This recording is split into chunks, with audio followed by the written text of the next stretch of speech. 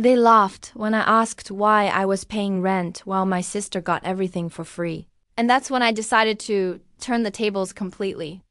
Before we dive in, make sure to subscribe and hit the bell, because this story is full of shocking twists you won't believe. Share it too, because everyone loves seeing justice served in style. From the very start, living under my parents' roof had been a test of patience. I worked 2 jobs, stayed late nights, saved every penny, and yet my sister strolled around with everything handed to her on a silver platter. My parents called it helping her get started, but to me it felt like blatant favoritism, and it stung. Every rent check I handed over was a reminder that they valued her comfort over my effort. While they were busy praising my sister for nothing she earned, I quietly started making moves of my own. I scoured the market, saved diligently, and researched the exact legal steps to buy their house without tipping them off.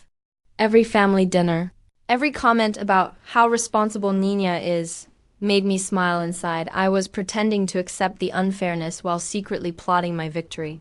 Finally, the day came. Using my savings and a silent strategy, I bought the house, yes, the very one they thought they owned outright. It was in my name, fully legal and completely binding.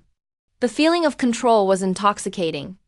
I knew they had no idea yet, and imagining their faces when they discovered it was exhilarating. The next morning, I walked in casually, holding nothing but a coffee cup and a small envelope. My sister was sprawled on the couch, complaining about her chores while my parents were mid-discussion about how to handle my rent payments. I handed them the envelope and said softly, "Check this out." Their laughter froze mid-sentence. Confusion spread across their faces like wildfire.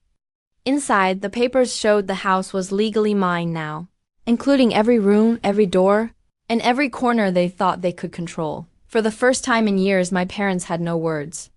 My sister's mouth opened and closed like a fish out of water.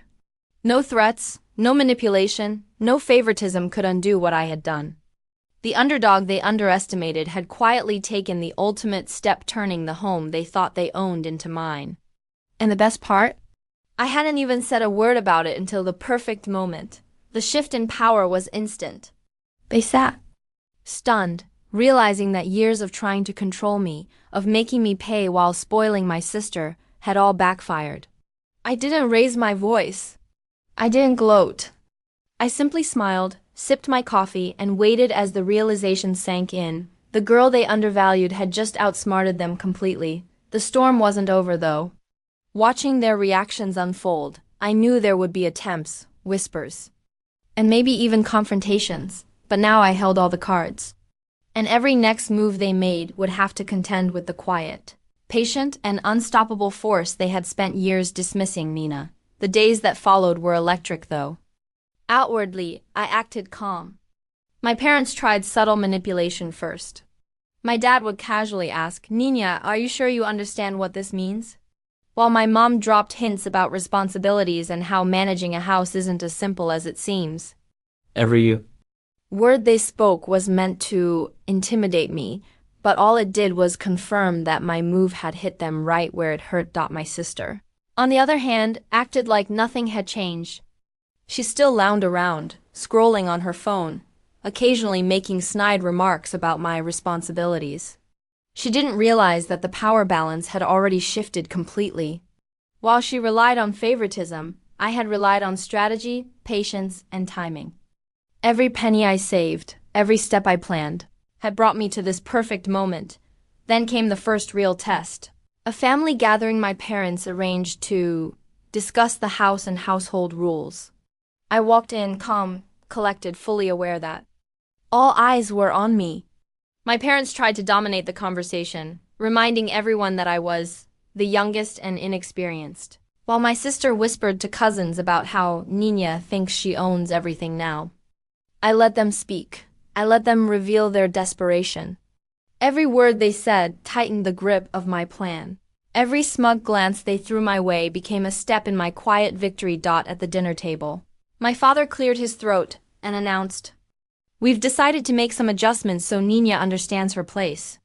She now has full control of bills, maintenance, and every decision about the house." The room chuckled awkwardly. My mother nodded, pretending to smile, and my sister rolled her eyes. Assuming she could still manipulate the situation with charm, I reached into my bag slowly and pulled out a folder. Actually, I said softly, the house has been legally mine since last month. Everything is in a trust under my name, and any decisions about it are fully under my control. The room froze. My parents stared as if I had revealed a secret weapon. My sister's jaw dropped. Cousins leaned forward, whispering in shock. No one expected that the quiet, overlooked girl who paid rent every month had outmaneuvered everyone. Completely. For the first time, my parents were speechless. They opened their mouths, closed them again, tried to protest, but the legal papers were absolute.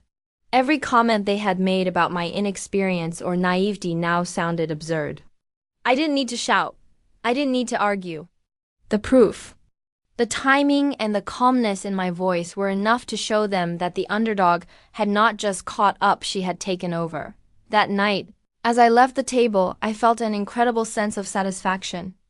They had underestimated me for years, and now, in front of everyone, the tables had turned. I wasn't just the girl paying rent anymore. I was the one in control, untouchable and ready for whatever desperate moves they tried next. The silent game I had played so carefully was winning, and the best part, they didn't even realize how completely they had lost. The following week, the tension inside the house became almost unbearable. My parents avoided eye contact, whispered behind closed doors, and tried to regain control by acting like nothing had changed. But the moment they tried to assert authority, it backfired. I could see the fear and frustration in their expressions. The same people who had always acted untouchable were suddenly powerless. One evening, my sister barged into the living room, smirking, and said, "So, does this mean you're paying for the repairs now, Nina?" I just smiled. "Actually, every repair request now goes through me," I said calmly. "And I approve or deny anything based on what's best for the house, not for favoritism." Her smirk faltered, and I could see the panic starting to creep in. The realization hit her slowly. The quiet sister she had mocked, teased, and looked down on was now in charge of everything she had taken for granted. My parents tried to stage a small intervention, hoping to pressure me into sharing control or letting them manage aspects of the house again. They scheduled a meeting with family, friends, neighbors, and even my cousins, thinking public opinion could shame me. They planned to paint me as reckless, ungrateful, and impulsive, but I was ready. I walked in with all documentation, evidence of the trust, and a clear plan to show them and everyone else that their schemes no longer mattered. As the meeting progressed, my father began to speak, trying to manipulate the crowd. But the moment I calmly presented the trust and explained that all ownership and decision-making legally rested with me, the room went silent. Their carefully orchestrated plan had collapsed.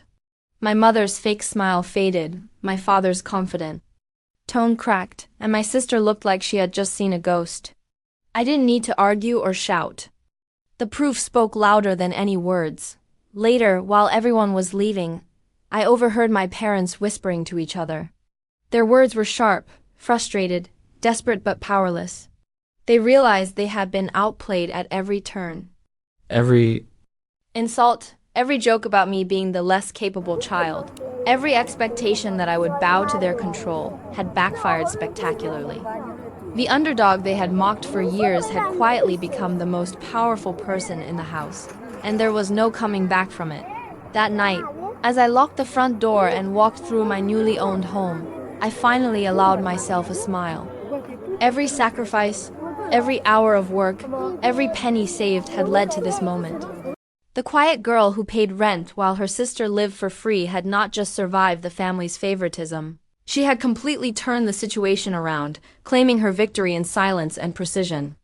The final chapter wasn't about revenge anymore. It was about proof, power, and undeniable justice.